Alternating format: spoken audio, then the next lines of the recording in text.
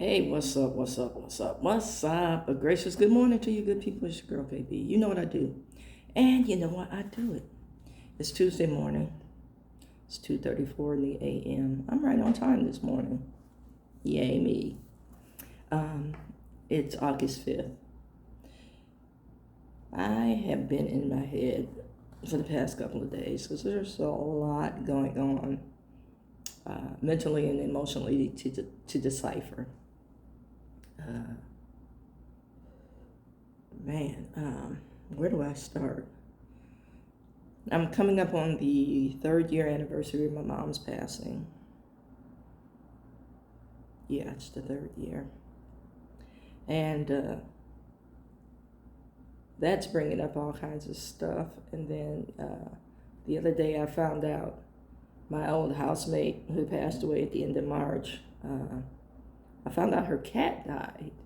And before she passed, she painstakingly took time to decide, which of the friends or family members would take care of her pets. She was serious about her cats. And, at one point in time when I first moved in the house, there were two roommates, two housemates. And between them, they had 5 cats. And each one had their own personality. And I love pets. So I was grateful to live in a house that had pets because most of the apartments and things that I had, and if you guys don't know about the Bay Area, it's right up there with New York City as far as rents go. And there's no shame in gouging. So I was grateful to live in a house with pets. And,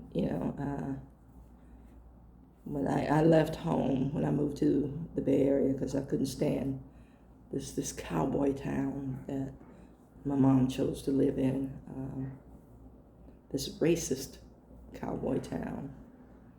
Call it what you will. It was full of evangelicals and, dare I say, white Christian nationalists. And I want to say I heard more racist jokes in a church setting than I ever heard being a black family in an all Polish neighborhood. So let that sit with you for a minute. So that being said, there's a lot that I'm unpacking right now. And I keep flashing on instances that brought all this together, like COVID and, just bad connection, dysfunctional communication. It was a bunch going on when I decided to start video preaching and to I want to say video blogging, because that's basically what I do. Although I have been licensed and ordained for ministry, I still want to keep this real raw and 100 and help us collectively unpack some untruths that we've learned and some of the legalistic, I want to say, rituals that we hold on to and consider relationship with God.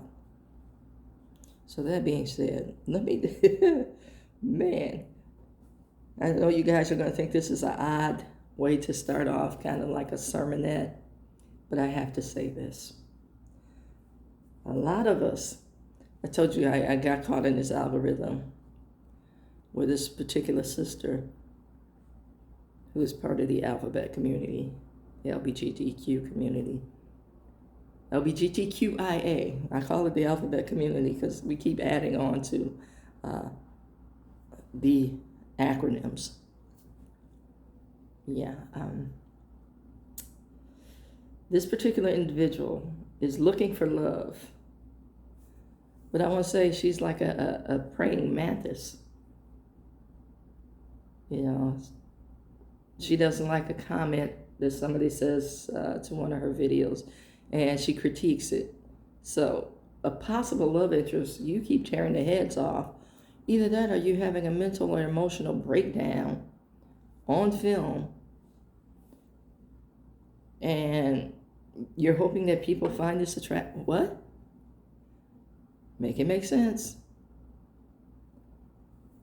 And, if somebody dares mention the fact that you're online in a video crying hysterically or talking about panic attacks or, going in the woods screaming, this, that, and the other, primal therapy, all this other stuff. Somebody dare comments on that, you ripped them to shreds on video. Baby, you put it out there. That's one of the reasons I keep a lot of my stuff private. I'll talk about it after I go through it. I'll talk about it, or the tools that help me. I'm not just going to lay something out there and not say, how I'm wrestling with it or how I continue to wrestle with it and what I'm doing to, kind of help myself get through it.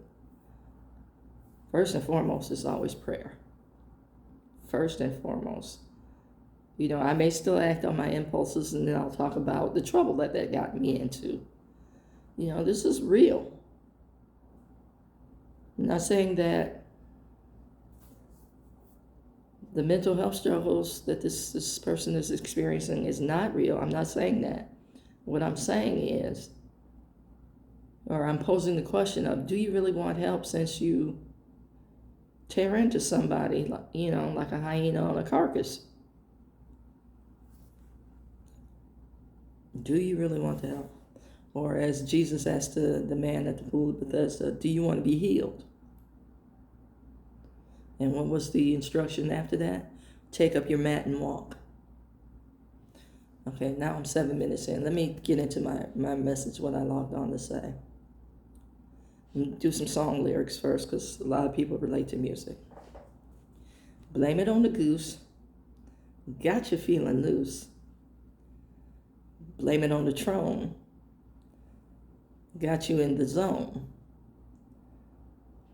Blame it on the alcohol. Yeah, that part. Blame it on the alcohol. Now, I'm saying this because I'm flashing back to a time where I told someone that they had an issue with alcohol.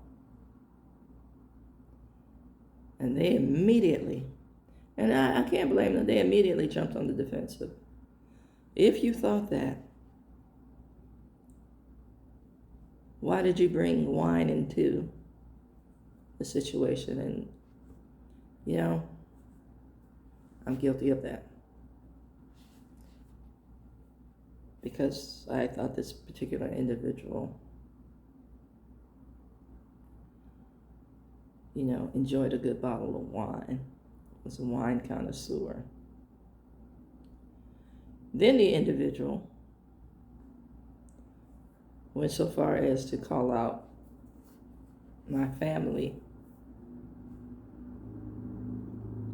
because my sister collects Italian wines that at one point she belonged to a wine club. Now, my sister, before COVID, would go to Italy every 6 months. My sister is fluent in Italian. My sister loves Italy. My sister plans on retiring in Italy, but she has some family obligations for a little while after she retires. Okay? So they brought my family into the situation. And I was like, okay. Now, again, I thought this individual was a wine connoisseur, so, I brought wine into the situation thinking, hey, let's try different wines, with meals and occasions. So if somebody dropped by, there was always some type of good wine, a digestive, if you will, because, I love to cook, so it's like I can whip up something and, share a good bottle of wine. But this person, I started to observe, would drink during the day, would drink alone, had alcohol in their freezer, usually either tequila or vodka, the clear alcohols. I watched him one time during a dinner setting do 6 shots of tequila in approximately 90 minutes. I saw them drinking from the bottle, and that was their coping mechanism. And whenever something went wrong in a situation, that was their calming mechanism. And then they also used it to lower inhibitions and as an excuse for whatever behavior was unleashed. And that's what got me, whatever behavior was unleashed. And it was usually some form of acting out.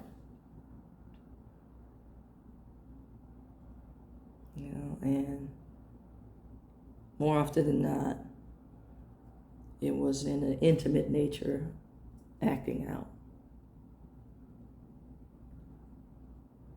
Okay, and then they would, as the song says, blame it on the alcohol.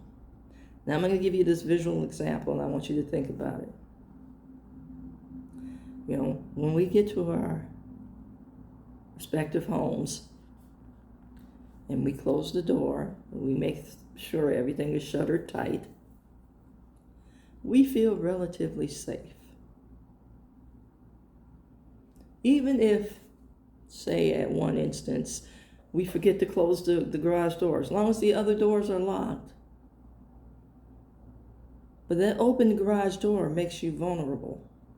And that's what alcohol is, that open garage door. That gives people access. And then, as you continue to imbibe, you start unlocking other doors, giving people access to your valuables. And when you sober up, you decry your losses.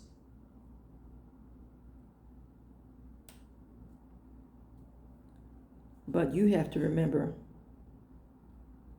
it was you who gave permission by way of the alcohol to unlock those doors.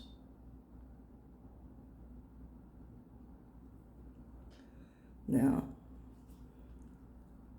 I would periodically social drink. But after all that commentary and finger pointing and, not being able to see self and involving, family members and whatnot, the last time I had any alcohol was a toast to my mother. So that was 3 years ago. And then in my social drinking, I never drank to the point of intoxication.